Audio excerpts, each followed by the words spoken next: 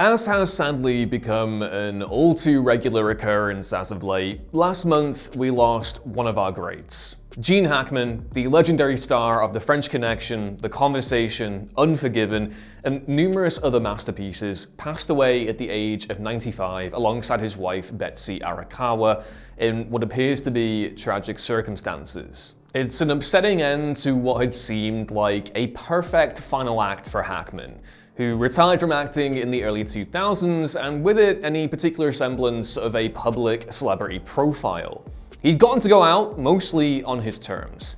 It was a fairy tale ending for a generational talent who had lit up the big screen for over 40 years, and who had earned numerous accolades in the process. But aside from the specific circumstances of Hackman's death, there's another reason why this is so sad: what it represents. Hackman was another of that new Hollywood generation who has now left us, an additional break in a chain that has been slowly coming apart in recent years, as the chorus that gave life to arguably the most iconic era of cinema approach the end of their journeys and leave behind their own myriad and often unquantifiable legacies. William Friedkin, Donald Sutherland, David Lynch, James Earl Jones.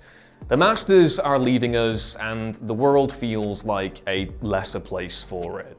Even more so in the case of Hackman, who, with his enduring on-screen versatility and inimitable presence, exemplifies that feeling of disconnect even more potently for me. The links are still there with the likes of Al Pacino, Robert De Niro, and Dustin Hoffman, just to name a few, but Hackman's arrival could have only occurred during the American New Wave. He was beautiful, but in a thoroughly human way, a different kind of actor to his peers, cut not from the mold of his idol Errol Flynn, but from the concrete and discord of America's post-war era. Hackman channeled it all with his performances. The angry existentialism of the 60s, the paranoid isolation of the Watergate years. They were reflective of a nation's troubled psyche as much as they were complex character portrayals in and of themselves. Now, arguably, yes, those features were all part and parcel for the new Hollywood, but Hackman grasped the assignment in a way only he could. By the time he took on his breakout role as Buck Barrow in Bonnie and Clyde, he was 37. Before then, he'd served in the military and studied journalism. His dad left the family when he was young, and his mother passed away in 1962. In short, Hackman had already lived a life before he got to Hollywood, a crucial background context which may have contributed to the ineffable authenticity of his performances. To be that authentic is to be vulnerable, something Hackman himself appeared to be all too aware of. It really cost me a lot emotionally to watch myself on screen, Hackman said in an interview with Reuters years ago. I think of myself and I feel like I'm quite young. And I look at this old man with the baggy chins and the tired eyes and the receding hairline and all that. It's a sad irony that Hackman's human believability seemed to exact an emotional toll, because that very kind of unvarnished beauty, and he was beautiful, was part of what made him so special. That aspect, in addition to the other elements that comprised his career, specifically his versatility and the prolific nature of his work, makes it easy to argue that Hackman was the actor of the 20th century. Not the most iconic, perhaps. The Brandos and the Bogarts could more easily lay claim to that accolade, but then again, he never tried to be. In his own words, he was, quote, trained to be an actor, not a star, which is perhaps why he was so durable. Hackman moved through multiple Hollywood eras and shared with us some of the greatest performances ever put to screen. He was, in other words, the acting go.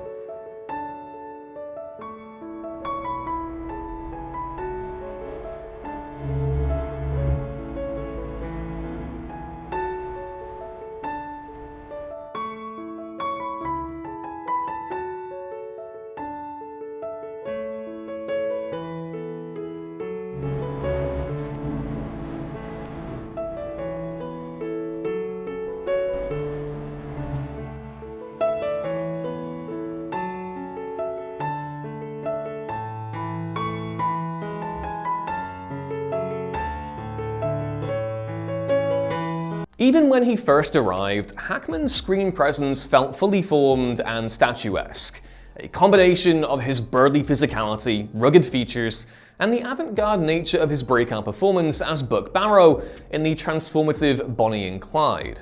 Arthur Penn's 1967 film, which depicts the combustion of the Great Depression's most iconic gangsters, has rightly been canonized for its watershed contributions to the New Wave, a focal point alongside Sam Peckinpah's The Wild Bunch that redefined violence in celluloid. But it's also a masterpiece in its own right, anchored by two remarkable performances from Warren Beatty and Faye Dunaway as Clyde and Bonnie, as well as a scene-stealing turn from Hackman as Buck that doesn't get talked about nearly as much as it should. Like their adoring public, Buck is swept up in the mythology of his siblings' criminal partnership, less a hardened criminal and more a giddy, tragic figure whose newfound freedom eventually costs him his life. There's a childlike innocence to his and Clyde's relationship, which is juxtaposed with Buck's marriage to Estelle Parsons' Blanche, as well as the shrinking playground the Barrow Gang are given to exist. They're pushed to the edge of the world, a figurative journey made literal in a gorgeous moment where Bonnie and Clyde find a convoy of Dust Bowl migrants taking respite at the edge of a lake. They've outrun all they can, and all that's left is just more poverty and heartbreak. The film very much belongs to Beatty and Dunaway, the former of whom was instrumental as a producer and was, of course, a pivotal figure in the New Hollywood movement. But Hackman's turn, which was nominated in the Best Supporting Actor category at the Oscars, is significant. Beatty was transgressive and raw, but he could have just as easily been a leading man of Hollywood's golden age. Hackman, conversely, was cut from a new cloth, the erratic and sympathetic Buck exemplifying the nuance of a burgeoning acting tradition where cinema was more existential and the leading men just as susceptible. Now, importantly, this isn't to simplify the evolution of the medium pre- and post-Bonnie and Clyde, as the old Hollywood was filled with just as much nuance and darkness, but it began to be carried in a different way.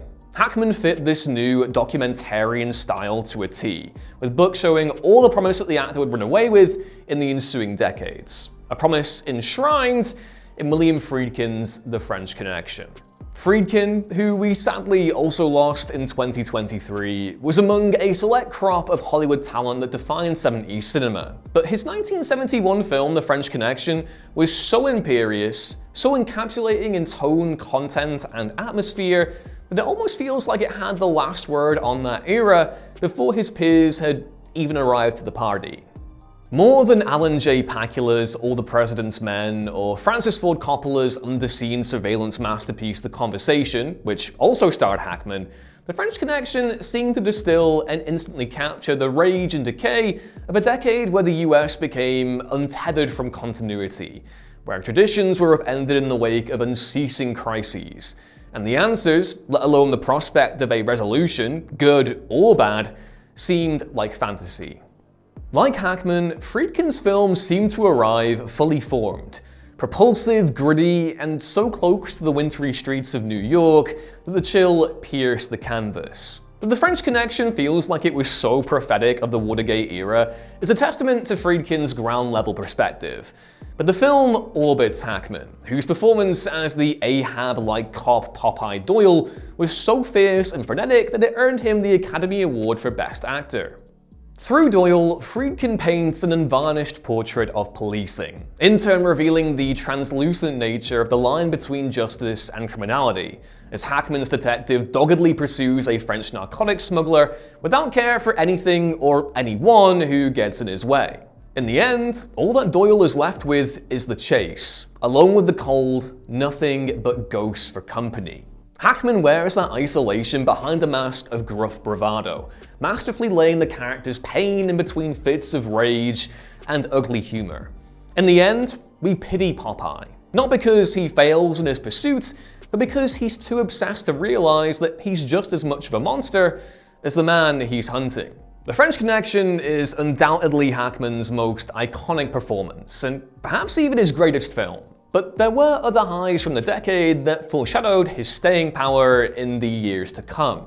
In addition to Francis Ford Coppola's aforementioned The Conversation, Hackman re-teamed with Bonnie and Clyde filmmaker Arthur Penn for the 1975 neo-noir Night Moves, which dialed up the genre's already deliciously unforgiving impulses to new levels of devastation, with the actor playing a retired football star turned PI who takes on a missing persons case and ends up digging up the bones of old Hollywood. It also features an iconic fondue moment between Hackman and Susan Clark, which will put a mustache on your mustache. Night Moves was an overlooked piece of genre fiction from that decade that has since become a cult classic, but Hackman's other assignments didn't take as long to find an audience.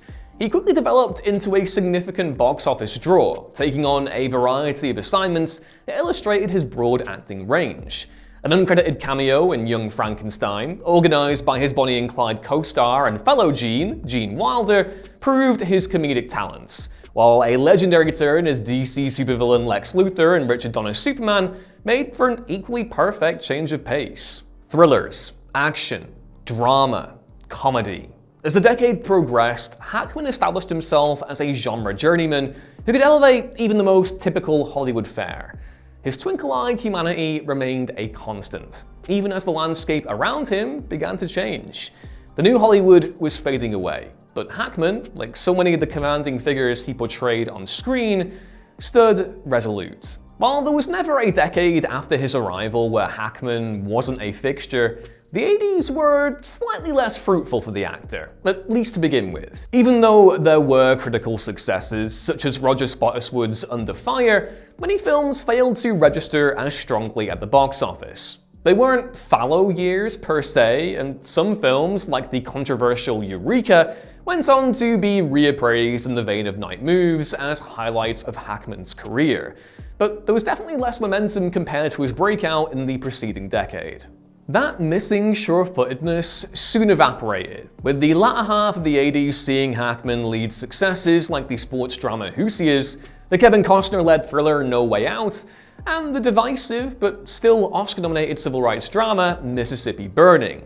Hackman's role in the lattermost film, an Alan Parker-directed effort which cast him alongside a young Willem Dafoe, earned him another Academy Award nomination for Best Actor, priming him for an iconic career resurgence in the years to come. Despite its historical shortcomings as they pertain to the whitewashing of the FBI's role during the African-American freedom struggle, the filmic qualities of Mississippi Burning itself are not really in doubt, with Hackman's performance as a Southern Bureau agent a joyous reminder of his formidable screen presence. Indeed, as the 90s would show, Hackman would only grow more forceful and gigantic, somehow taking up even more of the frame when vacating space as a supporting player. It might be overgeneralizing slightly to call this Hackman's villain era, but it's a role he played frequently and well during the decade.